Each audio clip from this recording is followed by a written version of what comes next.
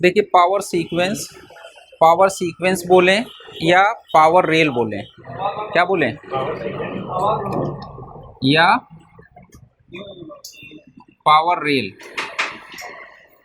ठीक, power sequence या power rail का मतलब ये होता है कि कोई भी हमारा इलेक्ट्रॉनिक डिवाइस है, ठीक, उसका अपना एक पावर का सीक्वेंस होगा। पावर का सीक्वेंस का मतलब ये होता है कि सबसे पहले क्या काम करेगी, यानी सबसे पहले कौन से वोल्टेज होंगे, फिर कौन से वोल्टेज होंगे, फिर कौन से वोल्टेज होंगे। ठीक है, तो हमारा जो पावर सीक्वेंस या पावर रेल का मतलब ये होता है कि हमारे मदरबोर्ड में सबसे पहले कौन सी सप्लाई बनेगी। जो सप्लाई बनेगी हमें सबसे पहले उसको ही चेक करना पड़ेगा। ठीक, तो हमारे जितने भी विंडोज़ लैपटॉप होते हैं, कितने, कौन से, विंडोज़ लैपटॉप हैं। भाई लैपटॉप दो तरीके के मार्केट में चलते हैं, एक चलते हैं विंडोज़ लैपटॉप और एक दूसरा हमारा जो मैकबुक वगैरह होते हैं। ठीक, तो मैकबुक का ऑपरेटिंग सिस्टम भी दूसरा होता है, साथ में उसका हार्डवेयर भी उसका थोड़ा सा चेंज होता है। ठीक, यानी उसका हार्डवेयर का लॉजिक भी थोड़ा चेंज होता है। ठीक है, तो उसके रिपेयरिंग में मतलब जो कॉन्सेप्ट इसमें चलेगा वो उसमें 99% मैच नहीं करेगा, उसका थोड़ा सा चेंज होगा। वो लॉजिक जब हम लोग समझ लेते हैं तो फिर वो एक अलग चीज़ है। बाकी अभी अगर हम बात करें पावर सीक्वेंस की या दूसरी चीज़ बात करें कि पावर रेल की, तो पावर सीक्वेंस या पावर रेल का मतलब ये हो गया कि पहले कौन सी सप्लाई बनेगी, फिर कौन सी सप्लाई बनेगी, फिर कौन सी सप्लाई बनेगी। इसके लिए क्या होता है कि सभी कंपनियां तो नहीं, लेकिन कुछ मॉडल या कुछ एक सर्किट डायग्राम के अंदर हम लोगों को क्या होता है कि पूरा पावर रेल मिल जाता है।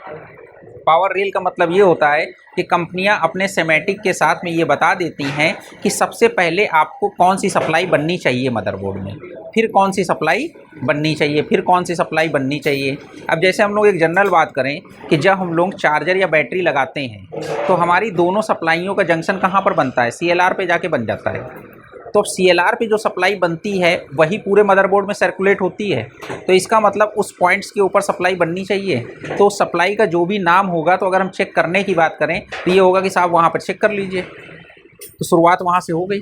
फिर उसके बाद हमारी कौन सी बनेगी, फिर हमारी LDO बनेगी या बग बनेगी, फिर कौन सी बनेगी, फिर उसके बाद कौन सी बनेगी। तो ये जो सप्लाइयाँ हमारे मदरबोर्ड में बन रही, ये सिग्नल की बात नहीं हो रही, ये बात हो रही पावर की कि कौन कौन से वोल्टेजेस पहले बनेंगे, फिर उसके बाद कौन से वोल्टेज बनेंगे। तो इसका मतलब ये होगा कि कौन से पहले बनेंगे या कौन से बाद में बनेंगे। तो अगर हमको उसको चेक भी करना है तो उसी सीक्वेंस में चेक करना पड़ेगा कि पहले वो वोल्टेज बन रहे हैं या नहीं बन रहे हैं। अगर नहीं बन रहे हैं तो उसके पीछे का जो सर्किट है उसको हमें बैक ट्रेस करना पड़ेगा। ठीक, तो उसके लिए जैसे मान के चलिए कुछ मॉडल में हम लोग देख लेते हैं कि जिनके हमारे पास पावर सीक्वेंस या पावर रेल दे रखी है। ठीक है, तो उसको हम लोग थोड़ा सर्किट डायग्राम पे देख लेते हैं कि या तो मदरबोर्ड में जो भी हमारा सर्किट डायग्राम है उस सर्किट डायग्राम में कंपनी क्या करेगी, या तो टॉप पे बना देगी। ठीक है, उसका जो पावर सीक्वेंस है वो या तो टॉप पे होगा या नीचे आखिरी वाले पेजेस में होगा। अभी जैसे अगर हम इसकी बात करें तो यहाँ पर कंपनी ने क्या किया, वोल्टेज रेल दे दिया। क्या दे दिया, वोल्टेज रेल दे दिया। ठीक, वोल्टेज रेल का मतलब वही हो गया पावर सीक्वेंस। ठीक, यहाँ पर कंपनी ने क्या किया है कि स्टेज भी लिख दी है साथ में। स्टेज का मतलब ये है कि कुछ इस तरीके से कंपनी ने बना दिया। तो सबसे पहले कंपनी ने कहा है कि भाई आपके मदरबोर्ड में सबसे पहले ये सप्लाई बननी चाहिए। क्या बननी चाहिए, ये सप्लाई बननी चाहिए। तो इस सप्लाई का क्या नाम है, Vin नाम है। क्या नाम है, Vin नाम है। तो Vin इन्होंने क्या लिख दिया है, एडॉप्टर पावर सप्लाई। क्या लिखा है, और इसके साथ में ये भी लिख दिया है 19 वोल्ट लिख दिया है। ठीक, अब उसके साथ में क्या लिखा है कि बैटरी प्लस वोल्टेज, इसका मतलब ये बैटरी का वोल्टेज है, ये कितना है 12.6 वोल्ट। ठीक, उसके बाद इन्होंने B+ लिख दिया है। अब B+ इन्होंने लिखा है AC और battery power rail for power circuit. कि हो सकता है कि जब हमने चार्जर नहीं लगा रखा है या सिर्फ हम बैटरी से ऑपरेट कर रहे हैं तो जो बैटरी से सप्लाई मिल रही है उसका नाम आगे चल के क्या है, B+ हो गया हो सकता है। अब यहाँ पर इन्होंने एक चीज़ और लिख दी 3VLP। अब इसका मतलब ये +3VLP जो ये पावर है 3.3 वोल्ट की पावर है, ये कहाँ से बन रही है, कौन सी IC बना रही है। ठीक, अब इसके अंदर है क्या कि जो भी हमारा लैपटॉप होता है, लैपटॉप के अंदर स्टेज होती है। जिसको हम लोग S5 stage, S4 stage, S3 stage, फिर S0 स्टेज हमारी आ जाती है। S0 स्टेज का मतलब होता है कि लैपटॉप पूरा हमारा रनिंग कंडीशन में आ चुका है। तो ये जो है हमारी जिस टाइम पे S5 कंडीशन रहेगी, S5 कंडीशन में मतलब क्या है, ये ऑन लिखा हुआ है। S3 कंडीशन में भी ऑन लिखा हुआ है, S3 में भी ऑन लिखा हुआ है, S0 को S1 इन्होंने लिख रखा है, ये भी ऑन लिखा हुआ है। ठीक, दूसरी चीज़ यहाँ पर ये डेल का एक है, इसका पावर सीक्वेंस देख लो। तो डेल का भी यहाँ पे कंपनी ने पावर सीक्वेंस जो बनाया वो कुछ इस तरीके से बनाया। यहाँ पर इन्होंने कंपनी ने इस मॉडल का जो पावर सीक्वेंस बनाया है, दो चीज़ें लिखी हैं। एक लिखा है AC मोड और दूसरा क्या लिखा है, DC मोड। ठीक, अब इधर देखो, AC मतलब कि जो एडाप्टर हम लोग लगाते हैं उस कंडीशन में, ठीक है, ये DC मोड। तो लगभग दोनों में आपको सेम ही मिलेगा, ज़्यादा फर्क नहीं मिलेगा। तो कंपनी ने कहा कि अगर आपने एडाप्टर लगाया या एडाप्टर से आप चेक करना चाह रहे हो, तो सबसे पहले आप ये चेक करो कि RTC VCC मिल रहा है या नहीं मिल रहा है। इसका मतलब इस लैपटॉप में सबसे पहले आपको चेक करना है कि बैटरी के जो वोल्टेज हैं, जो RTC बैटरी लगी हुई है, जो CMOS सेल लगा हुआ है, वो प्रॉपर चार्ज है या नहीं है। तो चूँकि यहाँ पर देखो आपको ये जो लाइन दिखाई पड़ रही है नीचे नहीं दिखाई पड़ रही है, ये ऊपर को है। इसका मतलब जो हमारी RTC सेल होता है उसका 3 वोल्ट वोल्टेज होते हैं, तो 3 वोल्ट मिलने चाहिए। अब आपको ये चेक करना है कि जो आपका RTC सेल है उससे सप्लाई निकलती है, क्योंकि होता क्या है कि जो हमारा CMOS सेल होता है, CMOS सेल से सप्लाई निकल के चिप पे जाती है। क्या जाती है, और साथ में एक रेजिस्टेंस लगा के चिप पे रीसेट सिग्नल दिया जाता है। क्या दिया जाएगा, रेजिस्टेंस के थ्रू। तो इसका मतलब केवल हमारे बैटरी से सप्लाई निकलनी नहीं चाहिए, जो हमारी चिप है उसको 3 वोल्ट मिलना चाहिए। बात समझ में? कई बार क्या होता है कि जो RTC वोल्टेज होते हैं, ये वोल्टेज रेजिस्टेंस के थ्रू होते हुए जाते हैं। तो कई बार क्या होता है कि अगर कोई रेजिस्टेंस में फेलियर हुआ या रेजिस्टेंस की वैल्यू बढ़ गई तो हमारी चिप को वोल्टेज कम मिलता है।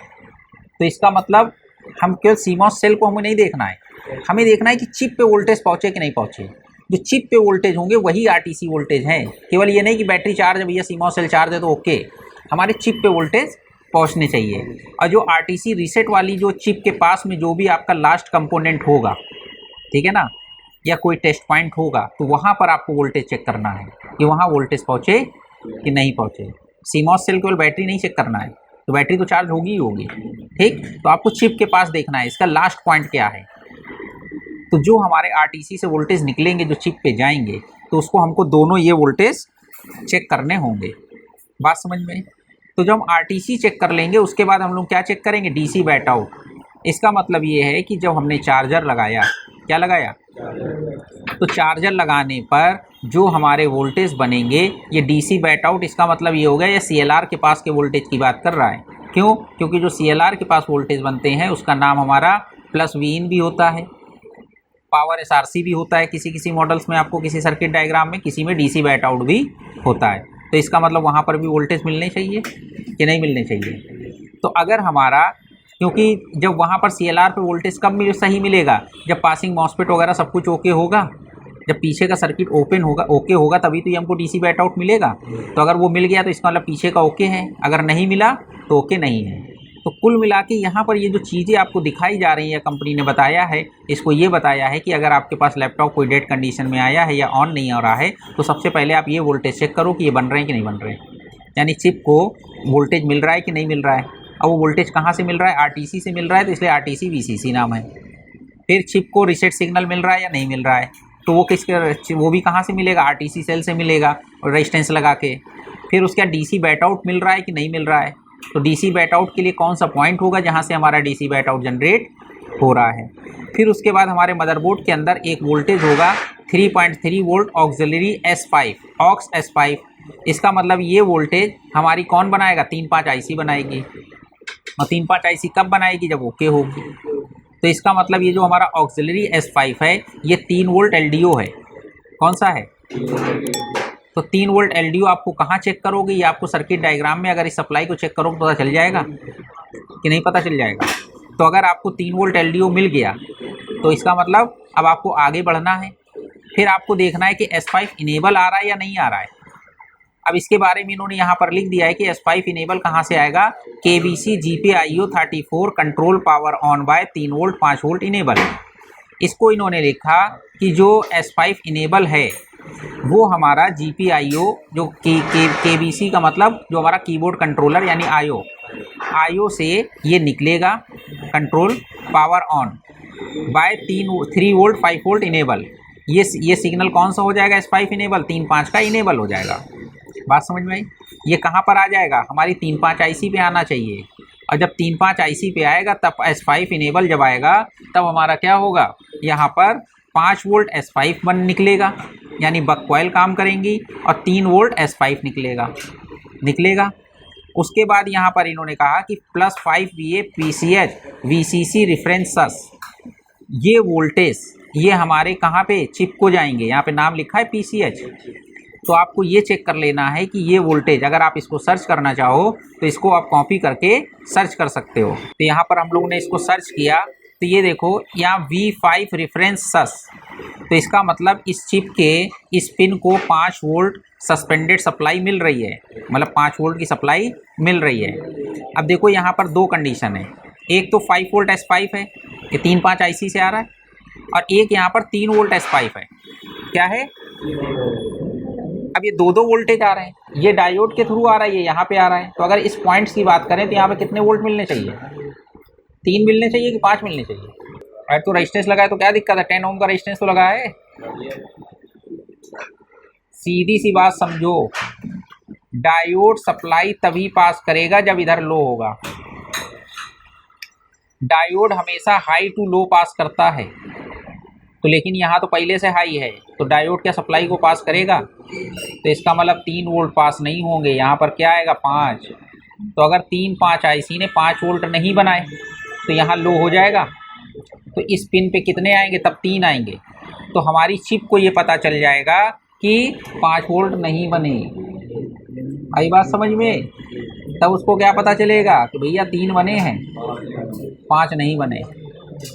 हो गया कुछ मामला एडवांस कि नहीं?